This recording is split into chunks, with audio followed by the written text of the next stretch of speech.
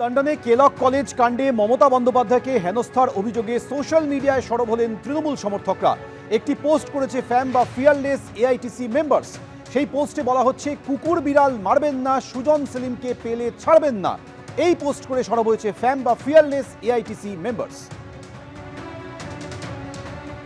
এই ধরনের বার্তা এই কারণেই দেওয়া হয়েছে, কারণ কুকুর বিড়াল লয়াল, কুকুর বিড়াল তাও পোষ মানে, কিন্তু সুজন সেলিম এরা এতটাই দেশের দ্রোহের মতো কাজ করেছে। লন্ডনে গিয়ে, অক্সফোর্ডে গিয়ে এসএফআইকে দিয়ে রাজ্যের মুখ্যমন্ত্রী, মাননীয় মুখ্যমন্ত্রী মমতা বন্দ্যোপাধ্যায়কে নক্কারজনকভাবে তারা আক্রমণ করেছে। এটা আমাদের দেশের লজ্জা, রাজ্যের তো বটেই, দেশের লজ্জা। সেই জন্যই আমাদের এই পোস্টার, যে কুকুর বিড়ালকে মারবেন না এবং সুজন সেলিম নয়, শুধুমাত্র বাম বিজেপিকে ছাড়বেন না। কারণ আমাদের ইতিমধ্যেই কিছু পোস্টার ভাইরাল হয়েছে যেখানে দেখা যাচ্ছে যেই 6 জন মিলে ওখানে এরকম তাণ্ডব করেছে, সেই 6 জন অলরেডি বিজেপির সাথে আতাত রয়েছে। সেই পোস্টারও আমাদের কিন্তু ভাইরাল হচ্ছে। সেই জন্যই আমাদের এই স্লোগান।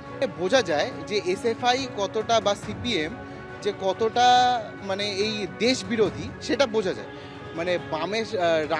রামের পুটকি বামে মিলে একটা রামবাম জোট হয়েছে, এই হচ্ছে ব্যাপার। আর সিপিএম বা এসএফআই যেটা আপনি বললেন চমচম সন্দেশ, আপনাদের একটা কথা বলে দিই, ফেয়ারলেস এআইটিসি মেম্বার যেই পোস্টটা করেছে, কুকুর বিড়াল মারবেন না এবং সুজন সেলিমকে দেখলে ছাড়বেন না, ওদেরকে আপনাদের ক্যামেরার মাধ্যমে একটা বার্তা আমি জানাতে চাই। একটা বার্তা ওদের মাধ্যমে পৌঁছাচ্ছি। ওরা যদি চমচম সন্দেশ নিয়ে রেডি থাকে, ওদের রেডি থাকতে পারে, কোনো অসুবিধা নেই।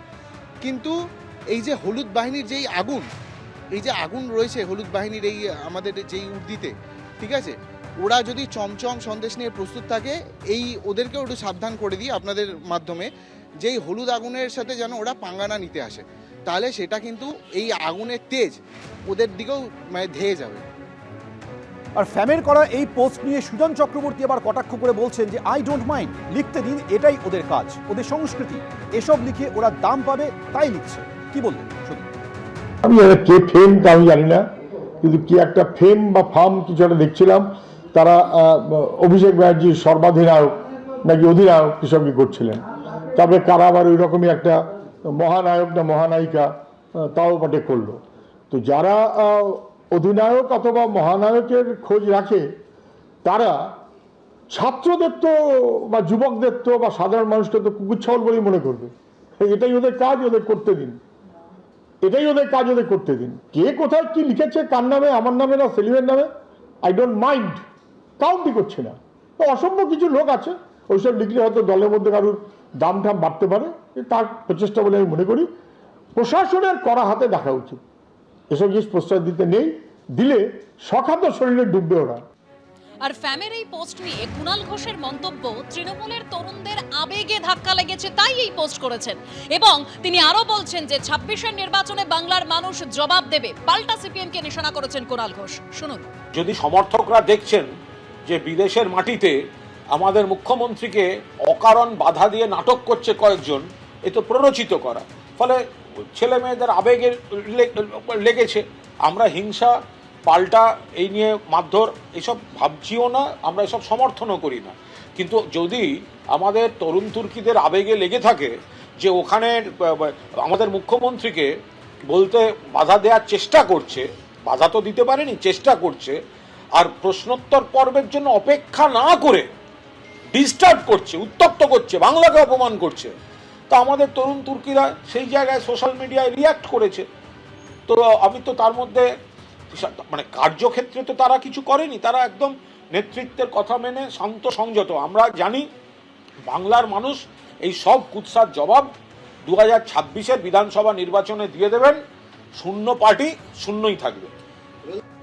সুজন চক্রবর্তী মোহাম্মদ সেলিমকে আক্রমণ করে পোস্ট করেছে ফ্যাম, তাদের পাশে দাঁড়িয়েছেন কুণাল ঘোষ। সুজন চক্রবর্তী আবার পাল্টা কটাক্ষ করেছেন, কিন্তু বিজেপির কি প্রতিক্রিয়া শুনুন। ঠিকই আছে, তোলামূলের যা সংস্কৃতি সেই মতোই পোস্ট হয়েছে। সুজনবাবু এবং সেলিমবাবু রাজনৈতিকভাবে আমাদের চরম বিরোধী, আমাদের রাজনৈতিক প্রতিপক্ষ। আমাদের যে আদর্শবোধ, তাদের আদর্শবোধ একসাথে যায় না, কিন্তু আমরা কখনোই তাদেরকে কুকুর বেড়াল বলতে চাই না। তৃণমূলের সংস্কৃতিটাই হচ্ছে তাই সেটারই প্রমাণ তারা সামাজিক মাধ্যমে রেখেছে। এবং কখন রাখছে, যখন সুজনবাবু সেলিমবাবুরা তাদের নিজেদের লাল রং ছেড়ে নীল সাদা গ্রহণ করে নিয়েছেন, ময়ূরপুচ্ছ লাগিয়ে কাক ময়ূর হতে চাইছে, তারপরেও তৃণমূল কংগ্রেস তাদেরকে কুকুর বেড়াল হতে ছাড়ছেন না। তো বোঝাই যাচ্ছে যে কাদের পাল্লায় পড়েছেন, কাদের সঙ্গে আসল সেটিং আপনারা করে চলছেন। এবার ঠেলা বুঝুন। লন্ডনের কেলক কলেজ কাণ্ডে পাল্টা হুঙ্কার সৃজন ভট্টাচার্য এবং দেবাঞ্জনদের, এবং তারা কি বলছেন? একজন এসএফআই কর্মীর গায়ে আঘাত এলেও আগুন জ্বলবে। যদি কেউ মনে করে গুড় বাতাসা নিয়ে আসবে, তাহলে আমরা চমচম নিয়ে তৈরি। এসএফআই কর্মীরা চমচম সন্দেশ নিয়ে দাঁড়িয়ে থাকবে কোলাকুলির জন্য। তৃণমূল ও বিজেপি নেতারা হুমকি দিচ্ছে, কিন্তু মনে রাখবেন এটা 2025, চালিয়ে খেলা হবে। আক্রমণ দেবাঞ্জনদের। পশ্চিমবঙ্গের মানুষ সাধারণভাবে শান্তিপ্রিয়, পশ্চিমবঙ্গের সংস্কৃতি সাধারণভাবে মিলেমিশে থাকার মতো, আর পশ্চিমবাংলারই ঐতিহ্য ইতিহাস আছে। এই পয়লা বৈশাখও আসছে, কেউ এক বাড়িতে মিষ্টি দিয়ে এলে সেই বাড়িও আবার আরেক বাড়ি গিয়ে তাকে মিষ্টি খাবার ইত্যাদি দিয়ে আসে। কারুর যদি মনে হয় এসএফআই কর্মীদের জন্য তারা গুড় বাতাসা নিয়ে অপেক্ষা করবে, চিন্তার কিছু নেই। এসএফআই কর্মীরাও একেবারে ভালোবেসে কোলাকুলি করার জন্য রাজ্য জুড়ে চমচম ল্যাংচা মাখা সন্দেশ নিয়ে দাঁড়িয়ে আছে। পরিষ্কার কথা, সুদীপ্তকে মেরেছেন, মইদুলকে মেরেছেন, এটা 2025, এটা খেয়াল রাখবেন। প্রশ্ন করার জন্য যদি নতুন করে পশ্চিমবঙ্গে একজন এসএফআই কর্মীর গায়েও হাত ওঠে, তাহলে বাংলা জুড়ে আগুন জ্বলবে। বাংলা জুড়ে এসএফআই কর্মীরা, এই রাজ্যের ছাত্ররা, তরুণ প্রজন্ম সামগ্রিকভাবে রাজ্য সরকার বিরোধী আন্দোলনে নতুন গতি নিয়ে নামবে। যাদবপুর বিশ্ববিদ্যালয়কে যেভাবে দিনের পর দিন তৃণমূলের নেতামন্ত্রীরা এবং একই সাথে বিজেপির নেতামন্ত্রীরা হুমকি প্রদর্শন করে গেছে, একই রকমভাবে এসএফআইকে মেলাইন করবার চেষ্টা হচ্ছে এবং কন্টিনিউয়াস হুমকি দেওয়া হচ্ছে। আমরা এটা বলতে চাই, যারা এই হুমকি দেওয়ার স্বপ্ন রাজ্যে বাস করছেন করেন, এটা 2011 সাল নয়, এটা তাদেরকে মনে করিয়ে দিতে হবে। স্মৃতিশক্তি যদি দুর্বল হয়ে যায়, ব্রেনোলিয়া খাওয়া অভ্যেস করুন। এটা 2011 নয়, এটা 2025 সাল। আইপিএল চলছে, চালিয়ে খেলার মরশুম চলছে।